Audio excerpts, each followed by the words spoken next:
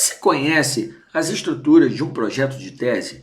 Então, fica aqui comigo porque eu vou te mostrar como estruturar, como montar teu projeto de tese e também como aproveitá-lo para a tese. Bom, então nessa aula 25, você vai aprender a estruturar seu projeto de tese, vai ver que não tem mistério. Tá? Eu ainda dou exemplo de como fazer, né, de um projeto de tese de um aluno meu. Tem diferença no projeto de tese qual e quant? Tem. A gente vai abordar agora. Mas o projeto de tese padrão, ele tem uma introdução que contém um item de motivação. Essa motivação é pessoal. Por que eu estou estudando esse item? Porque eu tenho alguma motivação em particular. Então faz sentido você utilizar essa motivação própria para o trabalho. E aí você faz uma introdução sobre o tópico.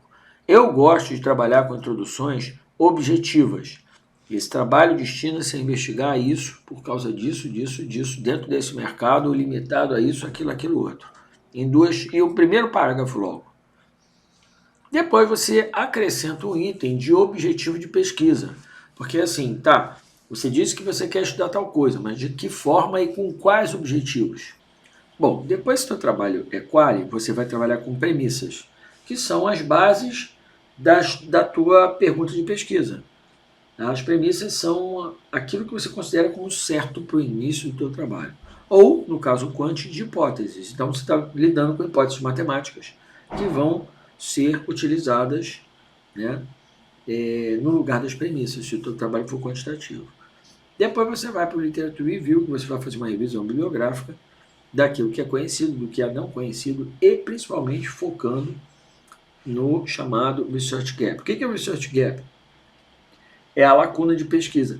Bom, a pesquisa, o estudo foi até aqui, daqui até aqui não passou. Esse pedaço importante é onde vai estar concentrado o teu trabalho. Então, o teu trabalho tem que estar delimitado para aquela área específica de atuação chamada lacuna de pesquisa, excluindo tudo aquilo que não for da área de pesquisa. Isso é importantíssimo. Você precisa dizer o que o trabalho é no objetivo de pesquisa, mas nas limitações você precisa dizer também o que o trabalho não é e quais são as delimitações desse teu trabalho.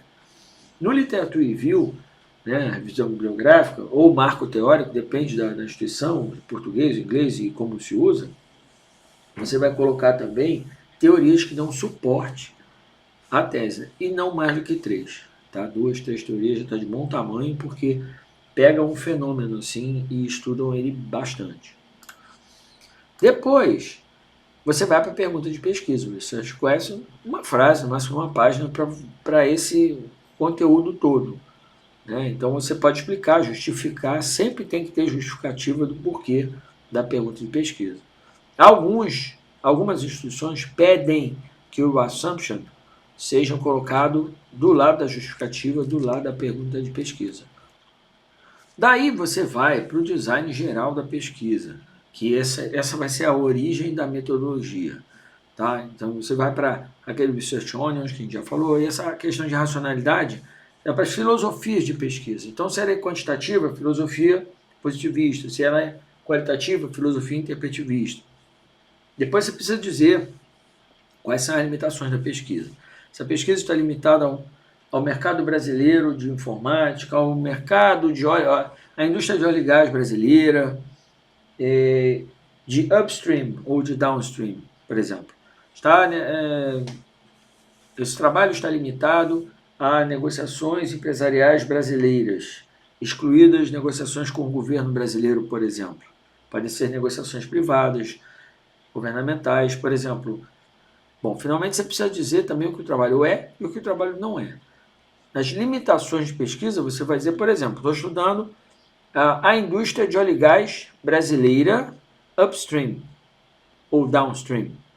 Estou estudando o sistema público de saúde brasileiro, o sistema privado de saúde brasileiro. Tem diferença. Então você precisa delimitar a sua pesquisa. E é nesse setor, né, nesse item, limitações de pesquisa, que você vai utilizar, né, essa parte de delimitar o seu trabalho. Depois você vem com um plano de trabalho e cronograma. Né, eu dei um exemplo aqui para mostrar para vocês, conclusão e referências. Tá? Sempre utilizando as referências no formato APA dependendo do teu tipo de doutorado que ele aceitar, ou a BNT, se for aqui no Brasil. Então, por exemplo, coloquei aqui um exemplo de cronograma, o evento, ano 1, 2, 3 e 4.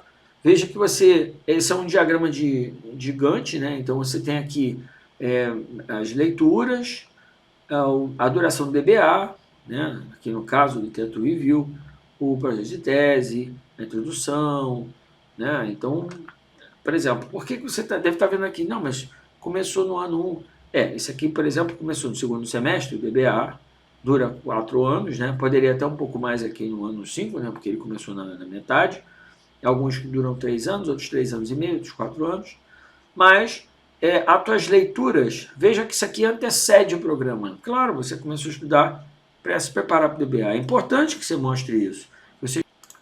Bom, um exemplo que eu trouxe para vocês está aqui, né, de um projeto de tese aprovado, que começa pela introdução, capítulo 1, depois Research Objective, depois Assumptions, porque esse é um trabalho quali, se fosse quant seria Hypothesis, plural. Hypothesis é uma, então First Assumption.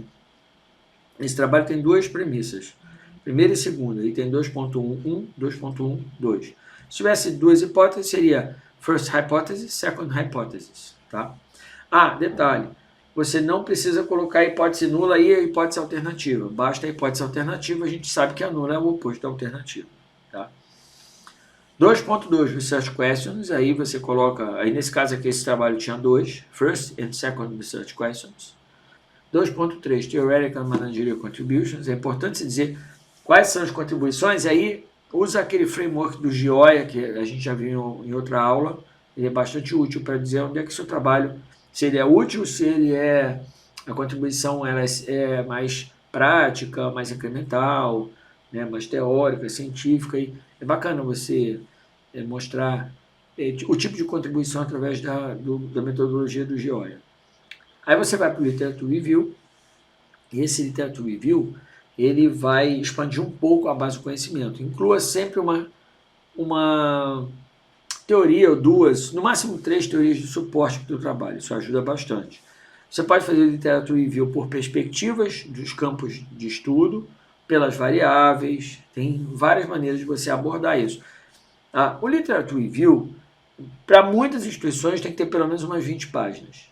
Mas eu já vi uma instituição, né, não tão rigorosa assim com um projeto de tese, que quis um projeto de tese de 12 páginas. Então, o Literature Review tem que ter uns 3, 4. O Literature Review acaba sendo, no projeto de tese, tendo uma parte maior do que as demais.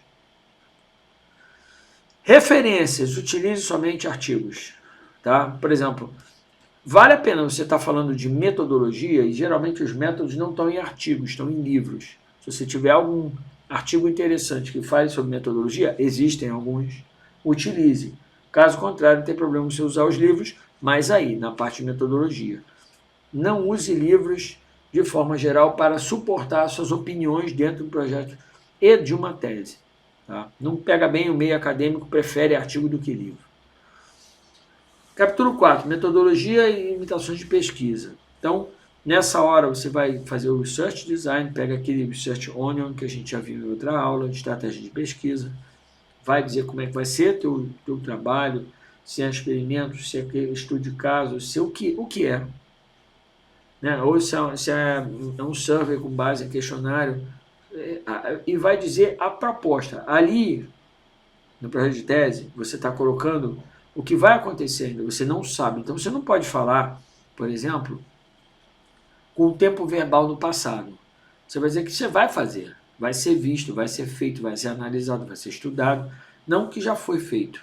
Porque na tese, quando você pega de resultados, você pode falar no tempo passado. Foi feito tal coisa. Claro, já acabou, já foi analisado, já foi feito, já foi colhido, os dados já foram colhidos. Depois você vai para o 4.2, que é a parte de limitações de pesquisa. Depois você monta um plano de ação, working plan, conclusão e referências. Tá? Então, eu já dei exemplo ali de como você faz o teu cronograma. As referências, observa que elas, em lugar nenhum, nem em tese, nem em artigo, nem em projeto de tese, nem em estruturas acadêmicas, tipo TCC, mestrado, dissertação, nada disso.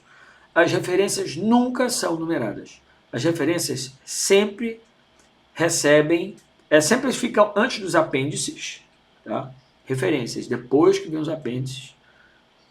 E elas não são numeradas. Nem os apêndices são numerados. Apêndice é apêndice 1, 2, 3, ou A, B, C, dependendo do que a tua escola pediu, ou do que você tem, né? Por exemplo, se você botar... Vamos supor que você tenha muitos apêndices, tem uns 30 apêndices, então você vai numerar, né? Porque você sabe que o alfabeto é limitado. Então a gente geralmente numera apêndice 1 e numera em romano, né? Apêndice 1, apêndice 2, apêndice 3. Tá? E em inglês é appendix, com 2 P's, D-I-X no final, e apêndices, 2 P's, D-I-C-E-S no final. Tá?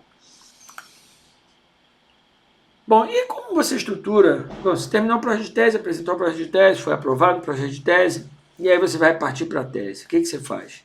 Bom, você tem que usar teu projeto de tese como base. Tá? E aí você não precisa defender de novo o projeto de tese, mas quando o seu projeto de tese é aprovado, a instituição está dizendo para você o seguinte, meu caro, agora você está autorizado a dar sequência à sua pesquisa. Então, esse é o primeiro passo, a aprovação da tese em si, do doutorado em si, do curso que você estiver fazendo. O projeto de tese é o primeiro grande passo. E o projeto de tese, como já vimos, ele tem introdução, pesquisa prévia, questão de pesquisa, relevância acadêmica, gerencial, profissional, o plano da tese, cronograma, etc. E o design da pesquisa. Só que na tese, esses que estão em preto aqui já vão fazer parte do capítulo 1 e o design já vai fazer parte do capítulo 3. Né? E detalhe, essa pesquisa prévia significativa, você vai, ela é introdutória, né? Ela fica na introdução, porque você vai criar um capítulo chamado Literature Review, e esse capítulo, que é o capítulo 2, você vai expandir demais essa literatura. Então, até provavelmente vai fazer meio que um enxerto, né? Vai tirar algumas coisas da introdução e jogar lá para o capítulo 2. E aí só com o teu orientador para fazer isso, mas só para você ter uma ideia geral de como esse processo é feito. Tá? Aqui, finalmente, nossas referências. Né? O livro do Saunders ele é bastante complexo, né? e bem abrangente nessas questões, ele aborda todas elas, de projeto de tese e tudo mais. E esse livro do Burrell Morgan, Sociological Paradigms and Organizational Analysis, para vocês entenderem um pouco mais sobre filosofia, né? Já dando sequência à nossa aula anterior. Então, pessoal, muito obrigado e até a próxima aula.